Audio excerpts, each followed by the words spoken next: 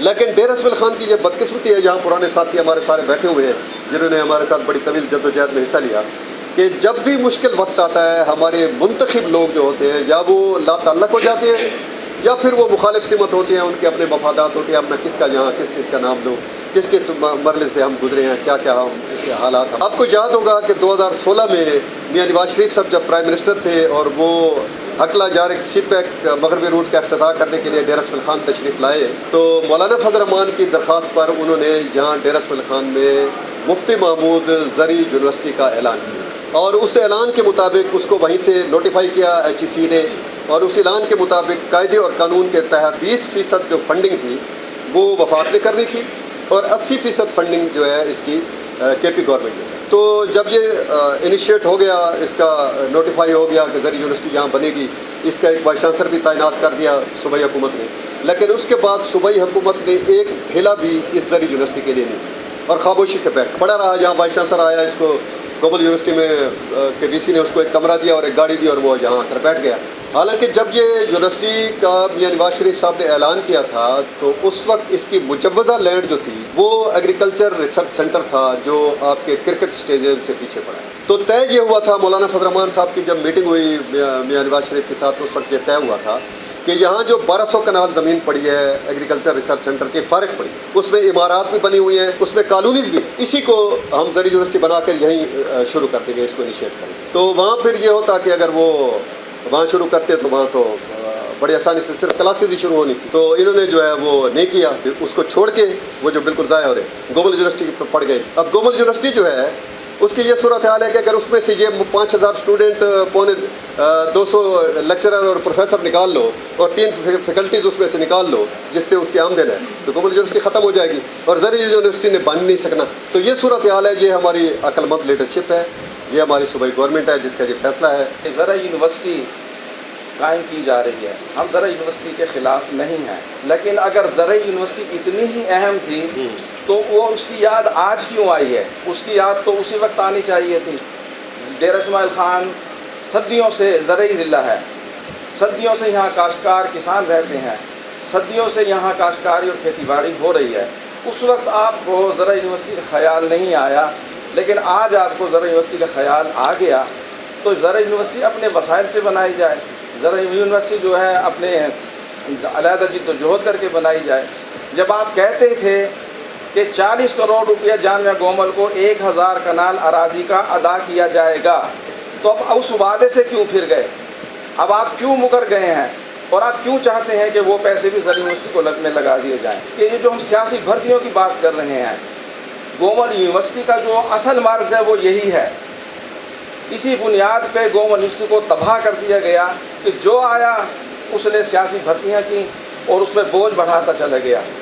Doctor منصور اکبر کنڈی کو کہا گیا کہ زرعی یونیورسٹی کا مخالف ہے، اس وقت ہم بھی یہی سمجھتے تھے۔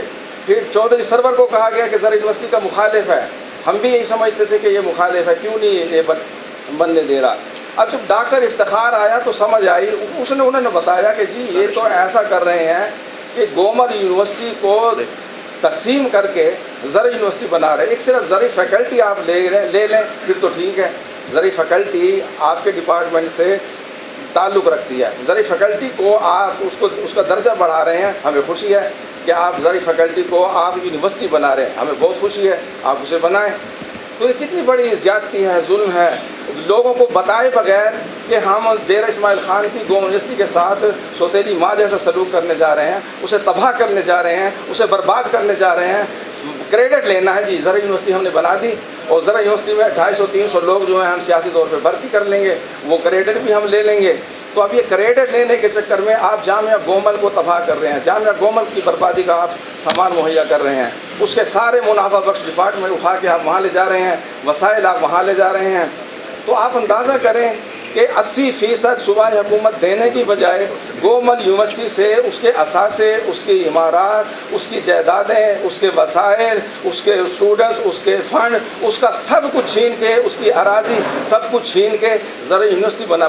आज ये जो जंग है ये इस बात की जंग है कि गोमल यूनिवर्सिटी इस वक्त वेंटिलेटर पे है, और इस वेंटिलेटर की सिचुएशन में, इस क्रिटिकल सिचुएशन में अगर हम यहाँ पे एग्री यूनिवर्सिटी, हम जितने भी यहाँ पे बैठे हुए एग्रीकल्चर से बिलोंग करते, हम भी चाहते हैं कि एग्रीकल्चर यूनिवर्सिटी हो, लेकिन वो सेग्रीगेटेड एंटिटी होनी चाहिए, वो इंडिपेंडेंट इंस्टीट्यूशन होना चाहिए, रादर देन कि ऐसे हम उसको मर्ज कर दें, एमलगमेशन हो जाए और उनके रेवेन्यूज जनरेट ना हो। Billions of rupees spent on institutions.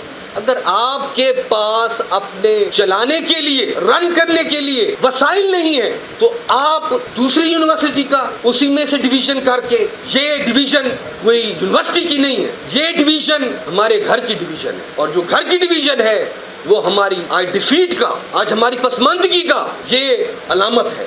हम अपने इलाके के साथ, अपने लोगों के साथ, अपनी बेटियों के साथ, अपने बच्चों के साथ ये गद्दारी नहीं होने देंगे। अपने स्टूडेंट से, अपने वकला से, अपनी सिविल सोसाइटी से ये ऐद करता हूँ कि अगर ये डिसीजन वापस ना लिया गया, क्योंकि ना एग्रीकल्चर यूनिवर्सिटी ने बनना है और गोमल यूनिवर्सिटी ने बंद हो जाना है। हम जितने बंदे बैठे हुए हैं इसमें, हम सारे के सारे गोमल यूनिवर्सिटी से तालीम याफ्ता हैं, हमारे बच्चे वहाँ पढ़ रहे हैं, हमारी बच्चियाँ वहाँ पढ़ रही हैं। ये तुम हम पे मुसल्लत करना चाहते हो। इंशाअल्लाह ताला हम गोमल यूनिवर्सिटी के लिए अपनी जान भी देंगे। हमारे बुजुर्गों ने इस धरती के लिए अपनी ज़मीनें दी हैं। मैं पूछता हूँ, इतनी बड़ी तोहफे को तुम जलील कर रहे हो सिर्फ और सिर्फ अपनी प्रॉपर्टी डीलर के लिए, शिप के लिए। कोटली इमाम हुसैन को तो तुमने बेचने की कोशिश की है, तहसील को तो तुमने बेचने की कोशिश की है, और अभी तुम्हें सब्र नहीं आया कि तुम हमारी तालीमी दरसगाह को भी दरबदर कर रहे हो। मैं इन अल्फाज के साथ ज़रूर ये बात कहूँगा, और ख़ास कर अली अमीन मैं तुम्हें ये बात कहूँगा कि तुम भी वज़ीर हो, तुम्हारा भाई भी वज़ीर है। बार बार कहना ये बात कि हम इंशाअल्लाह ताला हर हद तक जाएंगे। अगर हमें हड़ताल करनी पड़ी हम हड़ताल करेंगे, अगर हमें मोर्चा निकालना पड़ा हम मोर्चा निकालेंगे, और हम इंशाअल्लाह ताला स्टूडेंट्स के पास भी जाएंगे, सिविल सोसाइटी के पास भी जाएंगे, और हर एक डेरेवाल के पास जाएंगे कि ये जुल्म अगर हो गया तो कभी डेरा इस्माइल खान जो तुमने किया है इसको कभी तुम्हें माफ़ नहीं करेगा। तो जो अब ये यूनिवर्सिटी के मुताल्लिक इशू खड़ा हुआ है, तो ये लोग चाहते हैं कि हम गोमल यूनिवर्सिटी को तकसीम करें, और इलेक्शन का टाइम करीब है। हम सिर्फ ये कहना चाहते हैं कि हम ज़री यूनिवर्सिटी के बनाने के फुल हक़ के अंदर हैं, और हम चाहते हैं कि ज़री यूनिवर्सिटी बने, और ज़री यूनिवर्सिटी अलग से बननी चाहिए। डी खान की धरती के फर्जंद होने के हवाले से हम सबको चाहिए कि हम गोमल यूनिवर्सिटी को तकसीम ना होने दें, और इस इशू पर इंशाअल्लाह हमारे ताजरान, हमारे डी खान के जितने लोग हैं, उन्होंने पहले भी भरपूर तरीके से, जब भी कोई डी खान के लिए खैर के काम के लिए निकला है, तो सबसे पहले ताजर बिरादरी भरपूर तरीके से उन्होंने ये नहीं देखा कि इसकी वाबस्तगी किस पार्टी के साथ है, उन्होंने डी खान के मफाद को पहले रखा है। गोमल यूनिवर्सिटी का मसला पिछले कई सालों से आ रहा है।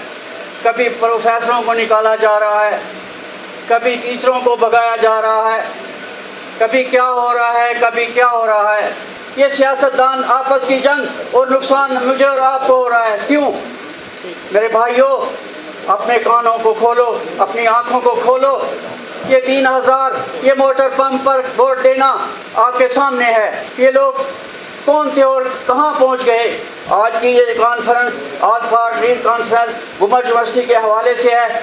जो भी मसला होगा, जो भी होगा, हम आप इंशाल्लाह आपके ताउन मुकम्मल ताउन करेंगे, जानी तावन भी करेंगे, माली तावन भी करेंगे, और वक्त का भी ताउन करेंगे। गोमल यूनिवर्सिटी हमारे लिए एक नेमत है, लेकिन बदकिस्मती से जब गोमल यूनिवर्सिटी की इब्तिदा हुई, जब बन रही थी गोमल यूनिवर्सिटी, उसी वक्त से ही मसाइल इसके साथ ऐसे लगे रहे जो आज तक मुसलसल जारी और सारी हैं।